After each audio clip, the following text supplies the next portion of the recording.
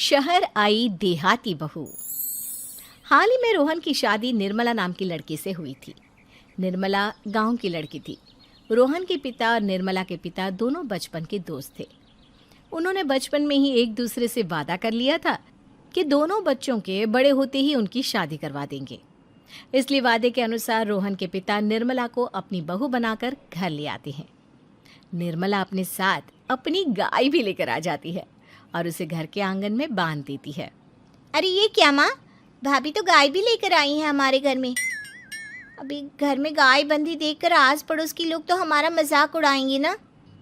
हाँ बेटा, तू ठीक कहती है, लेकिन क्या करूँ मैं। तू तो जानती है तेरे पिता किसी की नहीं सुनते। अरे ये क्या निर्मला, तुम अपने साथ गाय क्यों लेकर आई हो? आपके शहर में पैकेट वाला मिलावटी दूध मिलता है ना, लेकिन मुझे तो रोज ताजा दूध पीने की आदत है। गाय लाकर मैंने ना बहुत अच्छा किया है। अब हम सब रोज ना गाय का ताजा ताजा दूध पियेंगे। अरे ये सब तो ठीक है, लेकिन तुम ध्यान रखना कि तुम्हारी गाय की वजह से आस पड़ोस के लोगों को कोई तकलीफ ना हो। हाँ हाँ, मैं सब देख लूँगी, आप चिंता ना करें। कुछ दिन बीत जाते हैं। फिर एक दिन, चल बहू, आज हमें बाजार से सब्जी खरीदने जाना है। उसके बाद सुनीता निर्मला को बाजार में ले जाती है। सब्जी के महंगे दाम देखकर निर्मला के तो होश उड़ जाते हैं। ये क्या माँ जी, 1000 रुपये की सब्जी, ये तो बहुत ही ज़्यादा है। अब क्या करे बहू, शहर का तो यही हाल है। ना ना ना, मैं इस तरह पैसों की बर्बादी बर्दाश्त नहीं कर सकती। अब से ना हम इस बाजार से सब्जी नहीं खरीदेंगे। हाँ। फिर अगले दिन निर्मला घर के आंगन की मिट्टी खोद कर वहाँ तरह तरह की सब्जियाँ लगा देती है। अरे काव्या, तेरी भाभी तो बहुत अजीब है। उसने तेरे पूरे आंगन को खेत बना कर रख दिया। मेरी समझ में नहीं आता तुम लोग इस लड़की को कहाँ से पकड़ कर लाए हो। अरे सब मेरे पिताजी का किया धरा है। सालों पहले अपने दोस्त से किए वादे के चलते उन्होंने उस गवार को हमारे गले बांध दिया। अरे तेरी भाभी सच में एक नंबर की गंवार है। उसे तो ढंग के कपड़े पहनने तक नहीं आते, ऊपर से उसने तेरे घर को गांव का तबेला बनाकर रख दिया है। उन औरतों की बातें सुनकर काव्या को बहुत बुरा लगता है। फिर वो अपने भाई रोहन से इस बात की शिकायत करने लगती है। रोहन निर्मला को समझाने की बहुत कोशिश करता है, लेकिन निर्मला के आगे उसकी एक नहीं चलती। फिर एक दिन रोहन निर्मला को एक शादी में ले जाता है। सभी मेहमान खाना खाने में व्यस्त थे। उधर रोहन भी अपने दोस्तों से गप्पे लड़ाने लगता है। तभी निर्मला तंदूरी चिकन के स्टॉल से ढेर सारे लेग पीस उठाकर अपने पर्स में डालना शुरू कर देती है। घर जाने के बाद इसे फ्रिज में रख दूंगी और कल सुबह मैं चीज़ सिखाऊंगी। फिर खाना खाने के बाद दोनों पति पत्नी वहाँ से जाने लगते हैं, लेकिन तभी दुल्हन का भाई उन्हें रोक लेता है। अरे ये सब क्या है? मैंने यहाँ खाना खाने के लिए सबको बुलाया था, खाना चोरी करने के लिए नहीं। तुमने पर्स में जो चिकन के लेग पीस छुपा रखे ना, चलो बाहर निकालो उन्हें। दुल्हन का भाई फौरन निर्मला से पर्स छीनकर सारे लेग पीस बाहर निकाल लेता है। मैंने इतना खर्चा करके खाने पीने का इंतजाम किया है और तुम हो कि यहाँ से खाना चोरी करके ले जा रही हो। शर्म आनी चाहिए तुम्हें। वहाँ मौजूद सभी लोग निर्मला को भला बुरा कहने लगते हैं। अपनी बेइज्जती होते देख रोहन दुल्हन के भाई से माफ़ी मांगकर निर्मला को घर ले आता है। निर्मला, आज तुमने सबके सामने मेरी नाक कटवा दी। आखिर तुम्हें चिकन के पीस चुराने की ज़रूरत क्या थी? मुझे माफ़ कर दीजिए रोहन जी। दरअसल ना, हमारे गांव में जब भी शादी होती थी तब मैं और मेरी सहेलियाँ इसी तरह शादी से ढेर सारा खाना लेकर आते थे। मुझे नहीं पता था कि मेरी इस गलती से आपकी इतनी बेइज्जती हो जाएगी। मुझे माफ़ कर दीजिए। आज के बाद ऐसी गलती कभी ना करेंगे। इतना कहकर निर्मला रोने लगती है। निर्मला को रोते देख रोहन का दिल पिघल जाता है और वो उसे माफ़ करके गले लगा लेता है। इस तरह कुछ दिन बीत जाते हैं। फिर एक दिन रोहन उदास होकर घर लौटता है। रोहन के कपड़े बुरी तरह फटे हुए थे। अरे बेटा, ये सब क्या है? किसी के साथ मारा पीटी हो गई है क्या?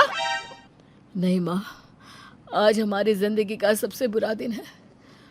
म्यूनसिपालिटी वालों ने हमारी दुकान तोड़ दी। आज से हमारी आमदनी पूरी तरह बंद हो गई। हे भगवान, हमने तो किस्त पर ढेर सारा सामान ले रखा है। अब हम सारे सामान की किस्त कैसे चुकाएंगे? मेरी तो सोचने समझने की शक्ति ही खत्म हो गई। पता नहीं आगे हमें और कितनी मुसीबत झेलनी पड़ेगी। आप सबको ना चिंता करने की जरूरत ना है, मैं सब ठीक कर दूंगी। तो कहना क्या चाहती है बहू? हम ना बोल कर नहीं बल्कि करके दिखाएंगे। हाँ। उसके बाद निर्मला अपने पिता को फ़ोन करके गांव से 5 गाय मंगवा लेती है और फिर अगले दिन निर्मला सभी गायों का दूध निकालकर बड़े बर्तन में भर लेती है। तुम ये सब क्या कर रही हो निर्मला? मेरी तो कुछ समझ में नहीं आ रहा। हम ना इन गायों का दूध बेचने जा रहे हैं। उसके बाद हमारे पैसों की समस्या खत्म हो जाएगी। हे भगवान, बस यही दिन देखना बाकी रह गया था। भाभी दूध वाली बनकर दूध बेचेंगी तो मोहल्ले में इज्जत क्या रहेगी हमारी? सभी लोग हमें तरह तरह के ताने मारेंगे। आप ना ऐसी बेकार की बातें ना करो काव्या जी। जब जेब का पैसा और पेट की रोटी छिन जाती है तो इंसान पहले अपने और अपने परिवार के बारे में सोचता है। और वैसे भी जिस काम से हमारा घर चले उसकी कभी ना बुराई नहीं करनी चाहिए।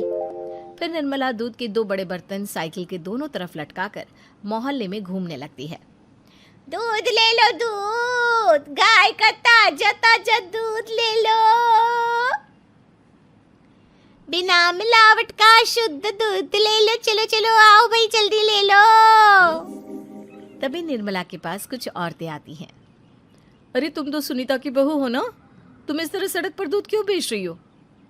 निर्मला उन दोनों औरतों को अपने घर के हालातों के बारे में सब बता देती है। देखिए, मैंने ना अभी अभी गाय का ताजा दूध निकाला है। आप सब तो रोज पैकेट का दूध पीती हो, आज गाय का ताजा दूध पी कर देखिए, इसकी ना बात ही कुछ और है। हाँ बहू, मुझे तुम्हारी बात समझ में आ गई। लाओ, मुझे 2 लीटर दूध दे दो। उस औरत की देखा देखी बाकी औरतें भी निर्मला से दूध खरीदना शुरू कर देती है।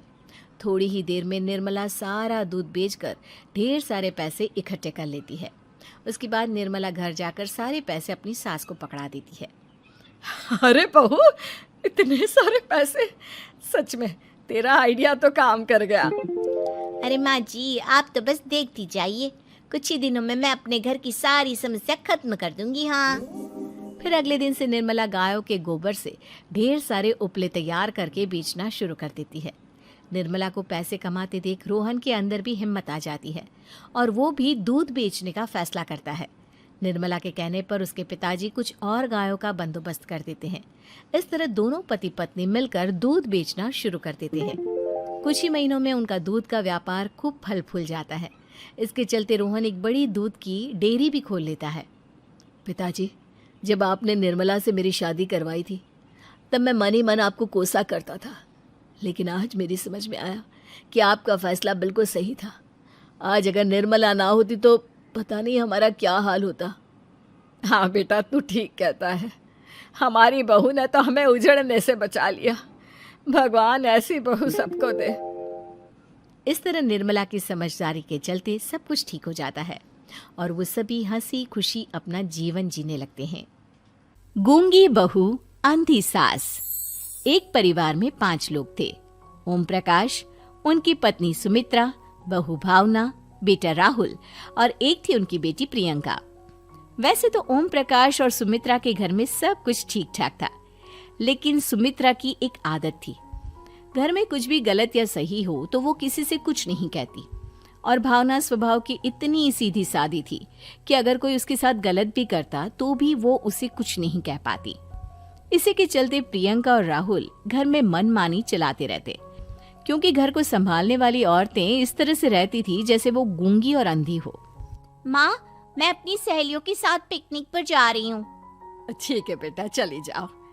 और मुझे आने में रात हो जाएगी, देर से ही आऊंगी मैं। अच्छा, कोई बात नहीं बेटा। भावना, तुमको एक बार में समझ में नहीं आता क्या? नाश्ते में फिर से पराठे बना के रख दिए। कितनी बार तुमसे कहा है कि मेरे लिए ढंग का नाश्ता बनाया करो। ठीक है जी, आगे से ध्यान रखूंगी। अरे ये बहू से किस तरह से बात कर रहे हो तुम राहुल? अरे तो और क्या करूं पापा, इसको कही बात एक बार में समझ में ही नहीं आती। सुमित्रा, तुम अपने बेटे को समझाती क्यों नहीं? बहू से बात करने का ये क्या तरीका है? अरे जिसकी जैसी मर्जी आए करो, मुझे क्या। भावना बेटा, तुम भी तो कभी कुछ कहा करो। इस तरह क्यों सबकी बातें सुनती रहती हो? कोई बात नहीं पापा जी, सब ठीक है। रात को काफी देर तक प्रियंका घर नहीं आती और जब वापस लौट कर आती है तो एक लड़की के साथ बाइक पर बैठकर। सुमित्रा और भावना दोनों ही प्रियंका को लड़की के साथ देख लेते हैं। आज तो जोर से डांट पड़ने वाली है, लेकिन मैं डर क्यों रही हूँ? माँ तो सब कुछ देखकर भी अंधी बनी रहती है। और रही बात भाभी की, वो किसी को कुछ नहीं बताने वाली। कहने को भगवान ने आवाज दी है, लेकिन गूंगी है गूंगी। अरे प्रियंका बेटा, इतनी रात को कॉलेज से लौट कर आ रही हो? कहाँ गई थी तुम? पापा वो सहेली के घर पर थी, पढ़ाई करने के लिए रुक गई थी। अच्छा ठीक है, जाओ अपने कमरे में जाओ और सो जाओ।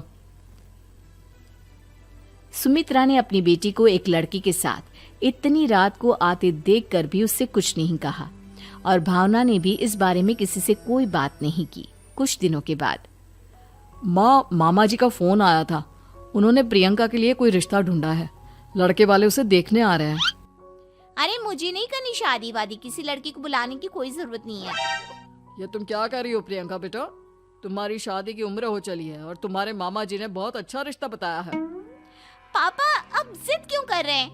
और आप क्यों मेरी मर्जी के खिलाफ शादी कराना चाहते हैं? अरे माँ, इसको समझाइए ना।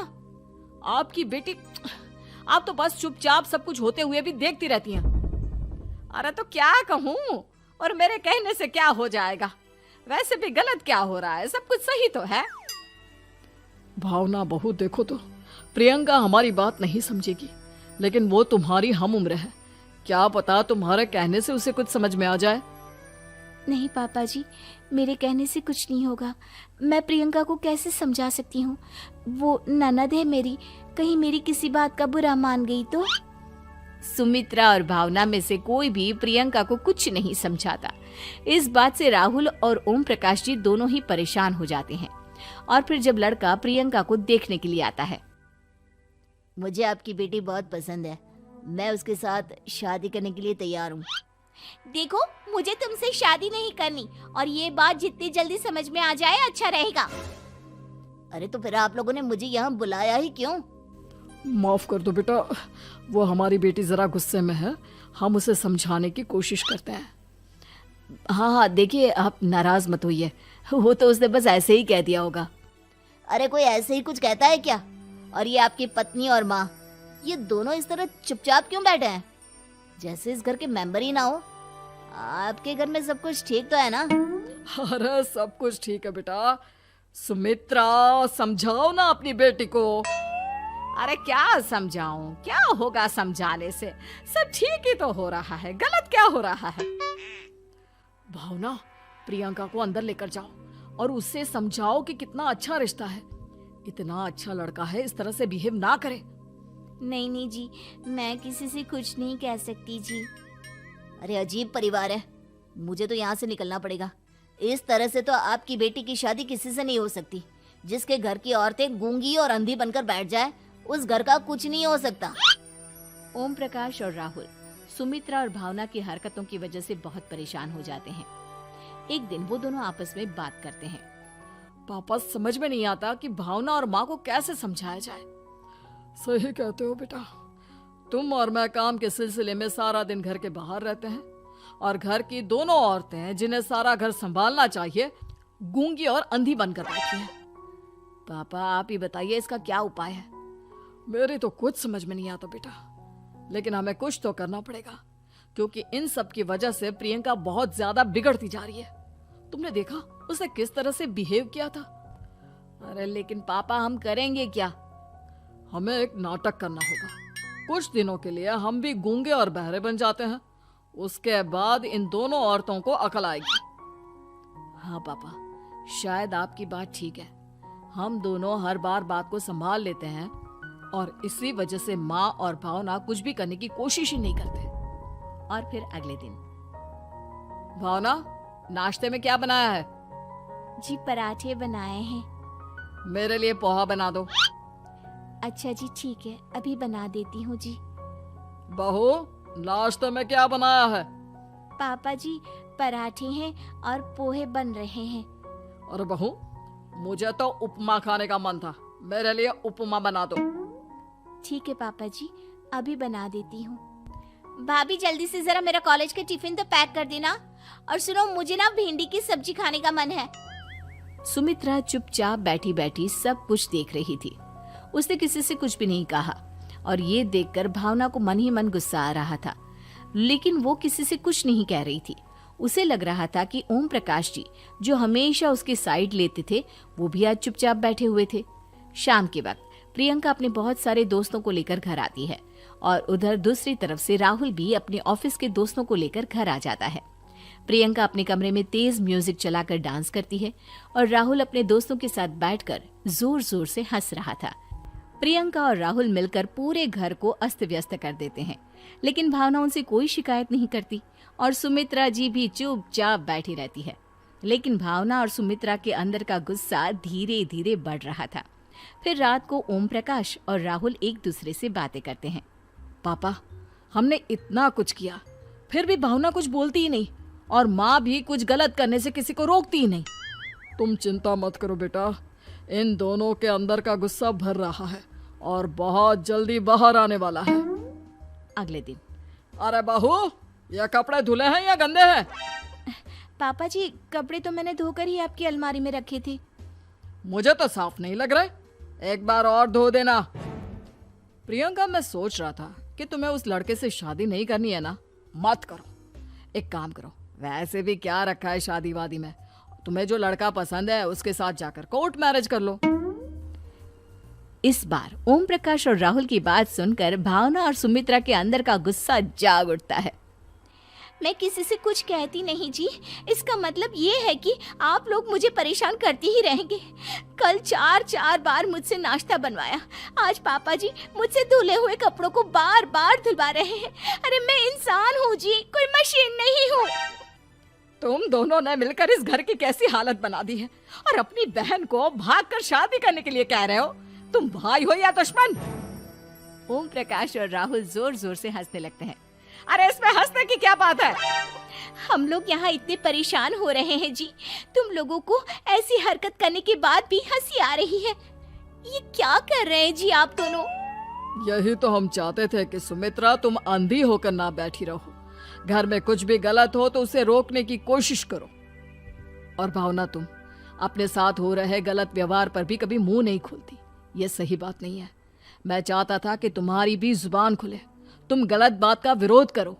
गूंगी बहू और अंधी सास की ये जोड़ी इस घर में अब नहीं चलेगी। अरे माँ जी, जल्दी चलिए, देखिए आपके घर के बाहर एम्बुलेंस आई है। गायत्री भागती हुई दरवाजे पर आती है। तभी उसकी बहू चांदनी को एम्बुलेंस से बाहर लाया जाता है। हे भगवान, ये मेरी बहू को क्या हो गया? एक्सीडेंट हो गया माँ जी। अरे लेकिन ये कैसा एक्सीडेंट है? चोट तो कहीं नजर नहीं आ रही। अरे माँ जी, दिमाग में अंदरूनी चोट लगी है और ये अपनी याददाश्त खो बैठी है। हैं? मेरी बहू याददाश्त खो बैठी है, अब क्या होगा? अब फिक्र मत करिए, बस इनका अच्छे तरीके से ख्याल रखिए। मैंने दवाइयाँ दे दी हैं, अब मैं चलता हूँ। अगले दिन, अब तेरी तबीयत कैसी है बहू? बहू? किसकी बहू? हम भैरवगढ़ के ठाकुर विक्रम सिंह की बेटी रूपवती हैं।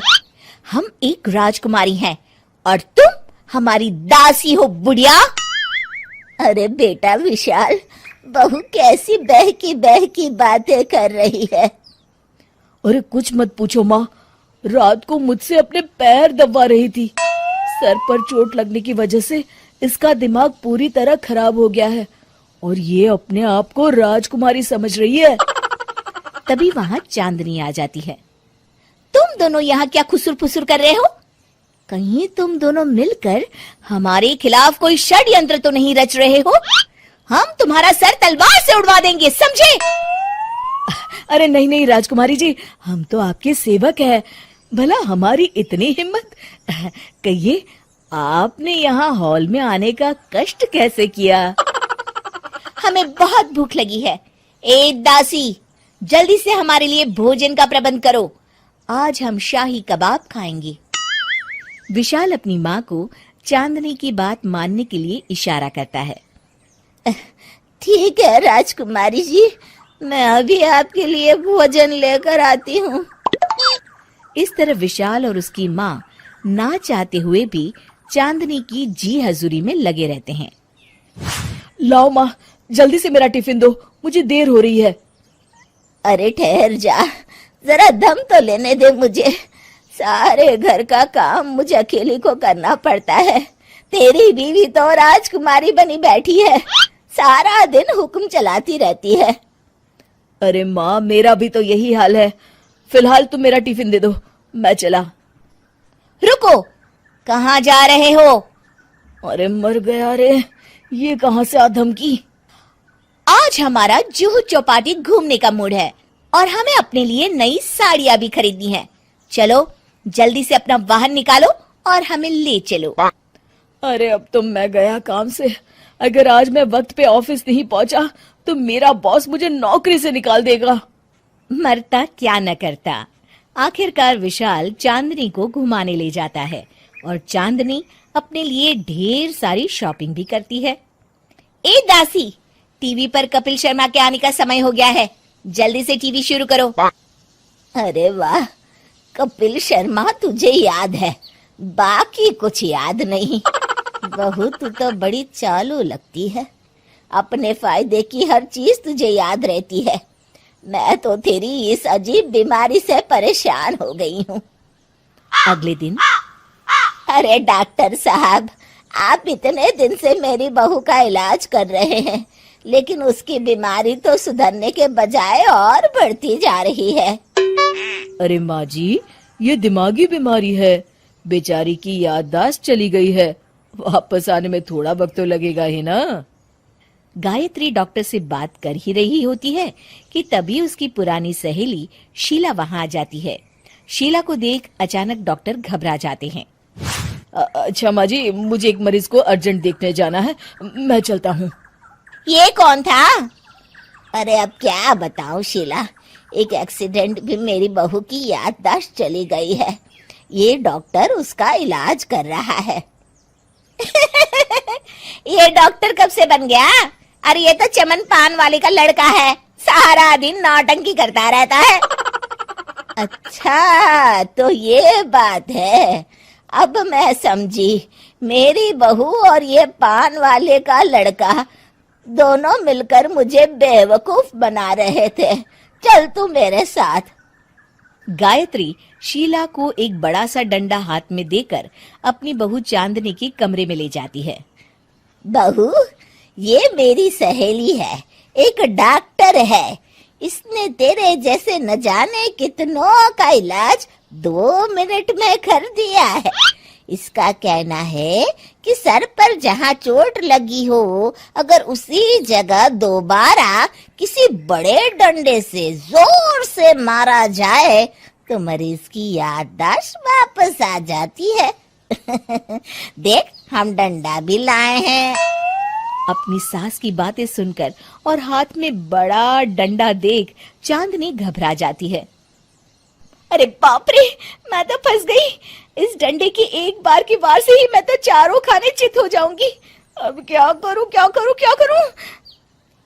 लेकिन गायत्री, डंडा सर पर ठीक उसी जगह लगना चाहिए जहाँ चोट लगी है। अरे तू चिंता मत कर, 2-4 बार मारूंगी तो एक बार तो सही जगह लग ही जाएगा ना। चल बहू, तैयार हो जा। अरे नहीं नहीं माँ जी, मुझे मत मारिए। दरअसल घर के काम करने से बचने के लिए मैंने ये सब नाटक किया था, मुझे माफ कर दीजिए। मैं कान पकड़ती हूँ, दोबारा ऐसी गलती कभी नहीं करूंगी। वार जिठानी मॉडर्न देवरानी। अर्पिता की शादी राकेश से तय होती है, जो एक सरकारी नौकरी करता था। अरे चाची, अर्पिता इतनी सुंदर, पढ़ी लिखी और मॉडर्न लड़की है, फिर कहाँ आप इसकी शादी ऐसे घर में कर रही हैं? अरे लड़का सरकारी नौकरी करता है, इंजीनियर है, खूब कमाता है, खूब मेहनत की है लड़के ने इस नौकरी के लिए। अर्पिता भी राकेश को पसंद नहीं करती थी, लेकिन पिता ने हाँ कर दिया तो शादी के लिए मन मारकर तैयारी कर रही थी। हाँ माँ, चाची ठीक ही तो कह रही हैं। पता है मेरी सहेलियों के पति कितने मॉडर्न हैं। अरे देख बेटा, तू मॉडर्न है ना, वो पढ़ने लिखने वाला गांव का होनहार लड़का है। तू जैसा रखेगी रहेगा। अब तक कोई उसकी केयर करने वाला नहीं था। है तो सिर्फ एक भाई भाभी, और माँ पिता तो गांव में ही रहते हैं। अर्पिता का मुंह बन जाता है। वो पिता के फोन से राकेश का नंबर लेकर उसे मिलने के लिए बुलाती है। आज तो मैं उसे साफ साफ मना कर दूंगी, मुझे नहीं करनी शादी। शक्ल देखी है ना, कपड़े पहनने का तरीका है ना बोलने का। अर्पिता राकेश से मिलने जाती है। अब क्या हो गया, आपने मुझे अर्जेंट मिलने को बुलाया, सब ठीक तो है ना? हाँ सब ठीक है, पर मैं आपसे कुछ कहना चाहती हूँ। आप ना इस शादी से मना कर दे। राकेश की आंखें अर्पिता की इस बात से लाल हो जाती है। वो रोंदे गले से कहता है, लेकिन शादी की सारी तैयारियां हो गई हैं। मैंने आपके साथ एक अच्छे भविष्य का सपना भी देख लिया है। ऐसा मत करिए प्लीज। माँ पिता के अलावा मैंने किसी को दिल से अपना माना है तो वो आप ही है। देखिए, मुझे आपसे कोई समस्या नहीं है, लेकिन आप मेरे जैसे नहीं हैं। मैं मॉडर्न लड़की और आप। मैं आपसे वादा करता हूँ, जब तक आपके लायक नहीं बन जाता मैं कभी आपसे बीवी का हक नहीं मांगूंगा। अर्पिता राकेश का प्यार देखकर पिघल जाती है और शादी के लिए हाँ कर देती है। दोनों की शादी हो जाती है, लेकिन शादी के बाद राकेश की भाभी, जो कि पूरी देहाती थी, ए राकेश उठ, जब पानी भर कर ला और तेरी बीवी को बोल के चूल्हा लगा दिया है, रोटी बना ले। क्या है ये सब? और तुम्हारी भाभी इस तरह चिल्ला क्यों रही है? क्या करूं, भाभी ही खाना बनाती है और मुझे पढ़ने के लिए इस घर में रखा, तो मैं घर का सारा काम कर देता हूँ। अब तुम आ गई हो, अपने तरीके से देख लो। ये मकान तो तुम्हारे पापा ने बनवाया था ना शहर में, ताकि बेटा पढ़ाई कर सके। हाँ, पर भाभी ही पूरे घर में रहती है। ठीक है, देखो अब। अर्पिता बाहर जाती है। सूट पहनी अर्पिता को देखकर जेठानी का पारा हाई हो जाता है। ए शहर की हीरोइन, यहाँ ना चलेगा ये सब, समझी? साड़ी पहनो साड़ी। वो नारंगी वाली निकाले हैं तुम्हारे लिए, जिसमें हरे रंग का फूल बना है, और सीधे पहुंचो रसोई में। मेरे आगे नहीं चलेगा ये सूट बूट का नाटक, समझी? देखिए भाभी, आप बड़ी हैं, आपने राकेश की पढ़ाई में मदद की, लेकिन ये मकान इनके पिताजी का है, तो मैं अपना पोर्शन अलग कर रही हूँ। मैं आज से आपके साथ नहीं रहूंगी। जेठानी का तो मानो पारा ही हाई हो जाता है। और ऐसा कैसे नहीं रहेगी? हाँ, और कौन बोला कि राकेश अलग हो जाएगा? वो अपने भाई के बिना नहीं रहता। आज देखिए तो, देखिए कल के आई छोरी क्या बोल रही है। राकेश के साथ बात हो गई है, मैंने ऊपर का हिस्सा राकेश को दे दिया है। उसकी अपनी जिंदगी शुरू हो रही है, तो अच्छा है ना कि अब रसोई भी अलग हो जाए। अर्पिता राकेश की ओर फक्र से देखती है कि उसने अर्पिता के लिए स्टैंड लिया। अर्पिता बाजार में जाकर सारा रसोई का सामान ले आती है। पिता के दिए सामान से घर सजाती है और अपने तरीके से पूरे घर की सजावट करती है। शाम को राकेश ऑफिस से आता है। कुर्ता पैजामे में राकेश को देखकर, अरे ये क्या पहना है? भाभी सिलती है ना कुर्ता, मैं सारी कमाई भाभी को ही दे देता हूँ। लेकिन अब ना बीवी को देना होगा, क्योंकि भैया भी अच्छी नौकरी करते हैं। भाभी अपने पति का पैसा संभालें और मैं अपने पति का पैसा संभालूंगी। तभी भाभी आ जाती है। अरे देखो, बहुत हो गया। हाँ, अलग रहने तक तो ठीक था, लेकिन पैसा हम एक फूटी कौड़ी नहीं देंगे। बचपन से तुम्हारे पति को हमने पाला है, उसका हिसाब दो। अच्छा, हिसाब चाहिए? कितना पढ़ी है आप जो आपको हिसाब चाहिए? बड़े भाई हैं उनकी, जिन्होंने उन्हें पढ़ाया लिखाया, वो हिसाब मांगेंगे तो जरूर दे दूंगी भाभी। अरे देख, हाँ, अगर तूने पढ़ाई की है तो मैं भी अंगूठा छापना हूँ। अरे 5 की क्लास तक पूरी पढ़ाई की है, समझे? वैसे भी कल इन लोगों के माँ बाबूजी आ रहे हैं गाँव से, वही लोग ठिकाने लगाएंगे तुझे। अगले दिन सास ससुर आते हैं, दोनों बहुत ही सीधे लोग। अच्छा किया जो ऊपर के हिस्से में राकेश की गृहस्थी लगा दी। अब दोनों बेटे अपना अपना देख ले। छोटी बहू कहाँ है? अरे बहुत ही चालाक है माँ जी, ऐसी जबान चलाती है जैसे दर्जी कैंची चलाता है। वैसे बहू तुम भी कम नहीं थी। और सुनाओ। तभी छोटी बहू सास ससुर के पैर छूकर उन लोगों को चाय और नाश्ता देती है। माँ जी, आप थक गई होंगी, मैं खाना लगा देती हूँ, ऊपर आ जाइए चाय पीकर। अरे बस बस, यही रहेंगे वो, क्योंकि बड़ी बहू मैं हूँ। हमेशा से इनके माँ बाबूजी मेरे पास ही आए हैं। चलिए माँ जी, आप ना किचन में खाना बनाइए, मैं जरा बाजार होकर आती हूँ और फिर साथ में खाना खाते हैं। जेठानी बाजार निकल जाती है और सास ससुर बेचारे घर पर अकेले। फिर दोपहर को, माँ जी, मैंने आप सभी के लिए खाना बनाया है। माना मैं छोटी हूँ, लेकिन अच्छा लगेगा अगर आप लोग मेरे साथ रहें। वैसे भी यहाँ है कौन बेटा, चलो ऊपर राकेश के पास ही चलते हैं। सास ससुर दोपहर का खाना खाकर वहीं आराम करने लगते हैं कि जेठानी आ जाती है। अरे वाह, ये तो वही बात हुई ना, कल की आई को पूरा परिवार और हम अकेले के अकेले। भाभी देखिए, परिवार में प्यार से रहा जाता है, ना कि चालाकी से। अम्मा खाना कैसे बनाती, पहले ही गांव से थक कर आई हैं। हाय रे दया, तो मैं का बाजार से ऐस करके आ रही हूँ। अरे भूख के मारे मेरा सर दर्द हो रहा है, पर यहाँ मेरी फिक्र कौन करेगा। अरे तो किचन में खाना है, लगा देती हूँ मैं भाभी। बड़ी बैठकर खाना खाती है और शाम को जब राकेश घर आता है। अरे राकेश, तू तो पूरा हीरो लग रहा है इन कपड़ों में। ऐसे कपड़े पहले क्यों नहीं पहनता था? राकेश बीवी की तरफ देखता है और फिर कहता है, माँ पहले पहनाने वाली नहीं थी ना। हाँ हाँ, और हम जो हाथ से सिल सिल कर कुर्ता पहनाते थे उसका का? अरे तुम्हारे भैया तो आज भी पहन रहे हैं। तभी अर्पिता सास के लिए कपड़े और ससुर के लिए शर्ट पैंट ला कर देती है। उन लोगों को फ्रिज से ठंडा पानी और टीवी में फिल्म दिखाती है। अरे कब से इनको बोल रहे हैं कि फ्रिज वाले आओ, लेकिन ये है कि मानत ही ना है। बहू, अब तो तुम ही समझाओ ससुर जी को।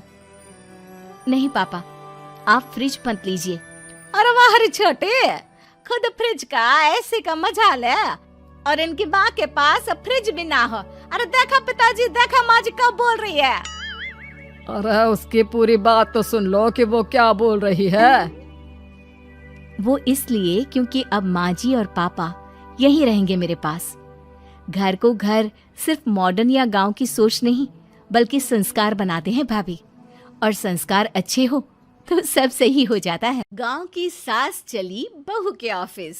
शादी के बाद लाली माँ को दफ्तर जाए अभी 10 दिन भी नहीं हुए और सासू माँ को उसका दफ्तर जाना खटकने लगा। आते जाते वो उसे सुनाती ही रहती है। आ गई महारानी, आपकी सेवा में क्या लेकर आए? प्रणाम सासू माँ, बस अभी खाना तैयार करती हूँ, सब साथ में खाना खाएंगे। अरे इतना इंतजार तो करवा चौथ के व्रत में चांद भी नहीं करवाता जितना तुम करवाती हो। माँ जी, ऑफिस का काम बहुत जरूरी होता है। अरे तो वहीं बिस्तर तकिया ले जाओ ना, यहाँ क्यों आती हो? लाली माँ ये सब सुनने से बेहतर वहां से जाना समझती है। ऐसा नहीं है कि सास ने लाली माँ को पहले कभी प्यार से नहीं समझाया, बस लाली माँ ने सीधी बात पे कभी ध्यान ही नहीं दिया। तो सास ने सोचा जो प्यार भरे गाने से नहीं होगा, वो टेढ़ी बात और ताने से जरूर होगा। ऐसा क्या करती है? बस यस सर ही तो करना होता है ना। पास के गांव तक बढ़िया बस से जाओ, फिर दफ्तर में जाकर बैठ जाओ और बस घर के काम से बच जाओ।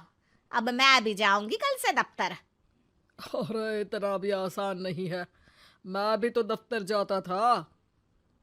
तुम्ही से तो पता चला है ये सब। अरे कभी नौकरी करके देखती तो पता चलता। अच्छी बात निकल गई आपके मुंह से। अब करके भी दिखा दूंगी, और वो भी बहू के दफ्तर में ही। नौकरी भी करके दिखाऊंगी और घर के काम भी।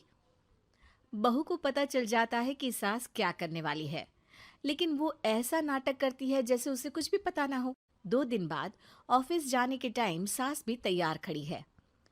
अब कहीं जा रही हैं क्या सासू माँ आप?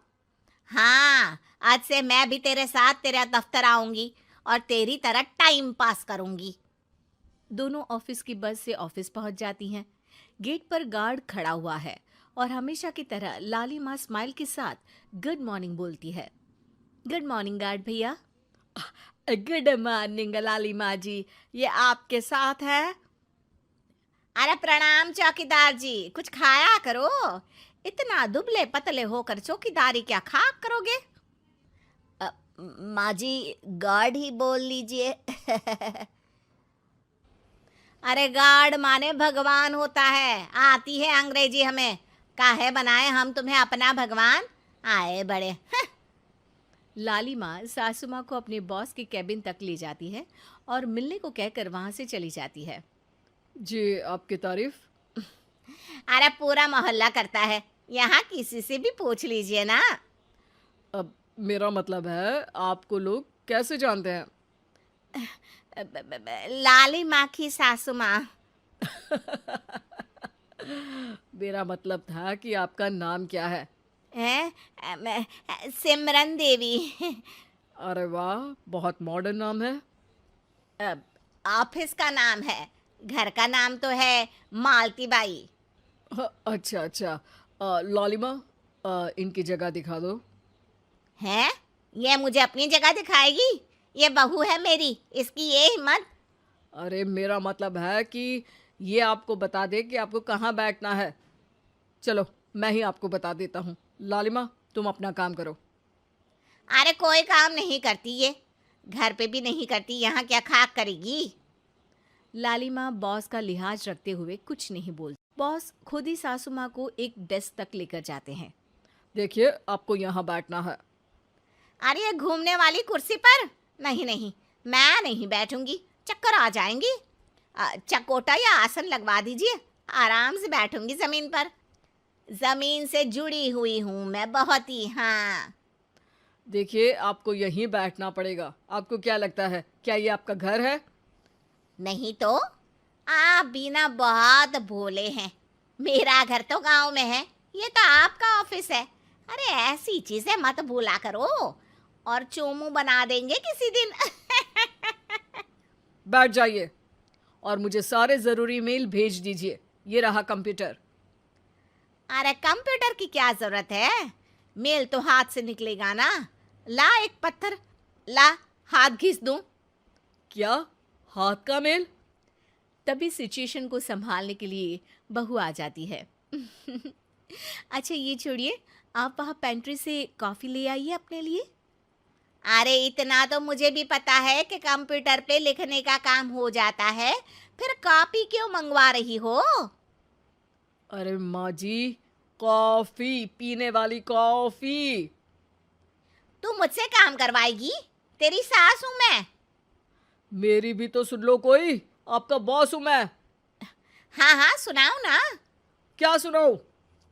अरे बेटा, तुम बॉस हो, जो मन करे सुना देना, बस गाना मत सुनाना। अगर तुम अच्छा नहीं गाओगे ना तो मेरा मूड ऑफ हो जाएगा। अरे यार, अच्छा एक काम करते हैं, आपको क्या क्या आता है?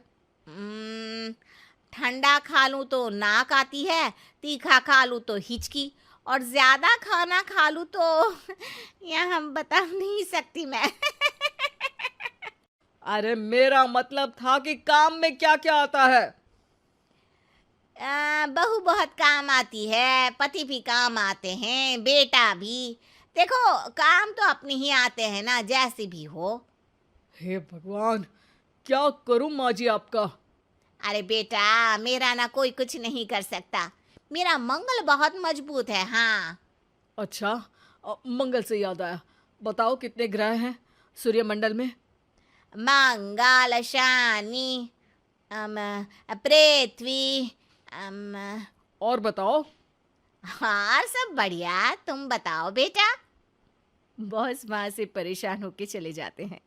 लंच के बाद कॉन्फ्रेंस हॉल में एक मीटिंग हो रही है जिसमें कई सारे लोग हैं।